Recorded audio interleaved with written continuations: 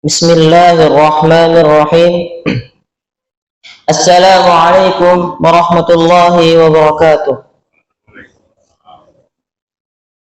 Alhamdulillahi rabbil alamin. Hamdan katsiran tayyiban mubarakan fih kama yuhibbu rabbuna wa yarda.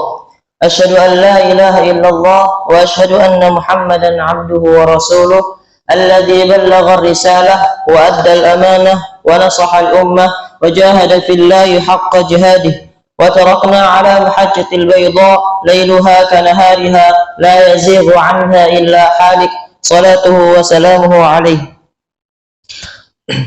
Tidak ada kalimat yang pantas kita ucapkan kecuali kalimat syukur, yaitu alhamdulillah.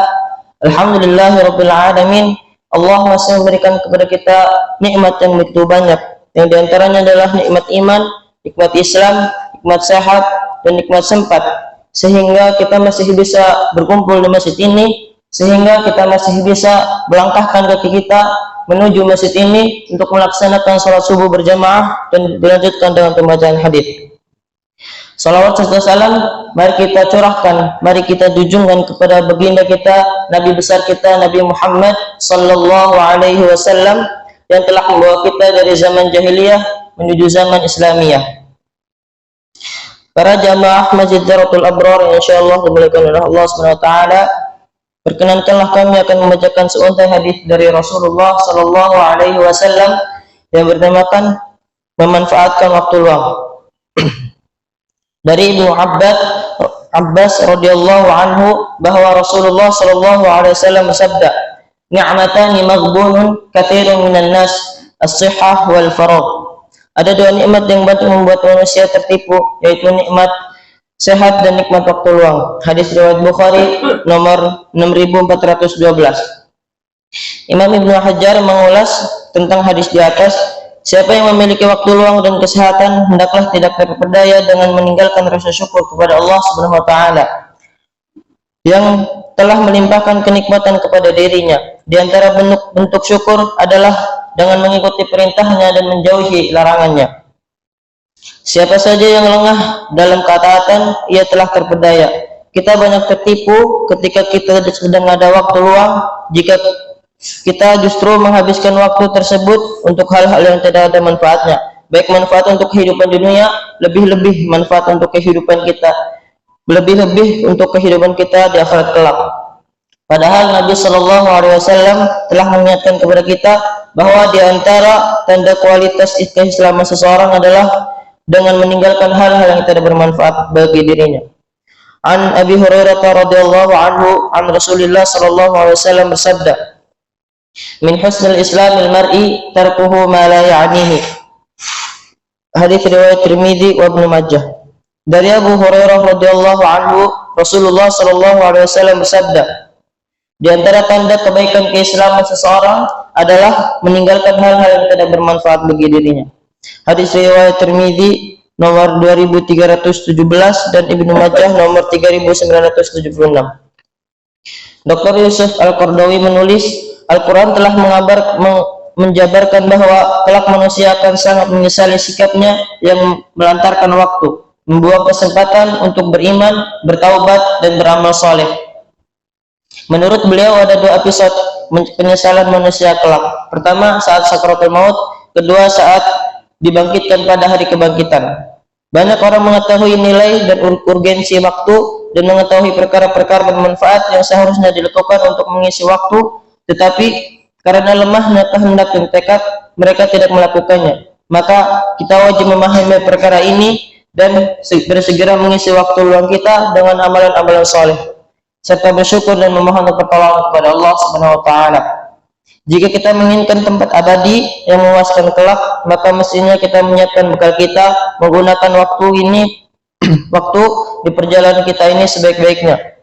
Jangan lengah ketika dalam perjalanan agar kendaraan kita tidak salah arah. Hendaknya kita gunakan waktu kita dengan berbagai hal yang berguna, yang tidak menyalahi aturan agama kita. Janganlah membuang waktu percuma dengan hal-hal yang dapat mengotori jiwa kita atau rohani kita, yang dapat membuat kita menyesal kemudian. Ayat-ayat Al-Quran yang berkaitan dengan hadis. Allah Subhanahu wa taala berfirman, Bismillahirrahmanirrahim. Ya ayyuhalladzina amanu taqullaha wal tanzur nafsum ma qaddamat lighad wattaqullaha innallaha khabirum bima ta'malun wa la takunu kalladzina nasullaha fa ansahum anfusahum ulaika humul fasiqun. Quran surat Al-Hasyr ayat 18 sampai 19. Wahai orang-orang yang beriman, bertakwalah kepada Allah dan hendaklah di setiap orang memperhatikan apa yang telah diperbuatnya untuk hari esok atau akhirat. Dan bertakwalah kepada Allah, sungguh Allah Maha teliti terhadap apa yang kamu kerjakan. Dan janganlah kamu seperti orang-orang yang lupa kepada Allah sehingga Allah menjadikan mereka lupa akan diri sendiri. Mereka itulah orang-orang yang fasik. Dan Allah Subhanahu wa taala berfirman, Bismillahirrahmanirrahim. Wal 'asr innal insana lafi khusr illa alladhina amanu wa 'amilus solihati wa tawasaw bil haqqi wa tawasaw bis sabr. Demi waktu, sungguh manusia dalam kerugian kecuali orang yang beriman dan mengerjakan kebajikan serta saling menasihati untuk kebenaran dan saling menasihati untuk kesabaran. Quran surat Al-'Asr ayat 1 sampai 3. Dan Allah Subhanahu wa taala berfirman, Bismillahirrahmanirrahim. Wasari'u ila maghfiratin min rabbikum wa jannatin 'arduha as-samawati wal ardh u'iddat lil muttaqin. Bersegeralah kalian meraih ampunan Tuhan kalian, dan Tuhan itu dan surga itu luasnya seluas langit dan bumi yang disediakan untuk orang-orang yang bertakwa. Quran surat Al-Imran ayat 133. Para jamaah Masjid Darul Abrar yang insyaallah dimuliakan oleh Allah Subhanahu wa taala, sebelum kita tutup pembacaan hadis pada kali ini, alangkah baiknya kita bermunajat atau berdoa kepada Allah Subhanahu wa taala. Mari kita mulai doa kita dengan membaca surat Al-Fatihah. Bismillahirrahmanirrahim. Alhamdulillahirabbil alamin, arrahmanir rahim, maliki yaumiddin. Iyyaka na'budu wa iyyaka nasta'in. Ihdinas siratal mustaqim, siratal ladzina an'amta 'alaihim ghairil maghdubi 'alaihim waladdallin. Amin. Bismillahirrahmanirrahim. Alhamdulillahirabbil alamin, hamdan yuwafi ni'amahu wa yukafi mazidah. Ya Rabbana lakal hamdu wa lakal syukru kama yanbaghi jalali wajhikal karim wa 'azimi sultanik. Allahumma salli wa sallim ala sayyidina Muhammad wa ala ali sayyidina Muhammad. Ya Allah yang Maha Besar dan Maha Kuasa, kami mohon kepada Engkau ya Allah untuk para musyrik, pemberi wakaf, orang tua asuh, donatur, pembina dan pengurus yayasan, pengurus ponpes, Bapak Ibu jamaah masjid salat subuh, Masjid Zaratul Abrar dan umat muslimin dan muslimat. Diampuni dosa-dosanya, dosa besar, dosa kecil, disengaja ataupun tidak disengaja.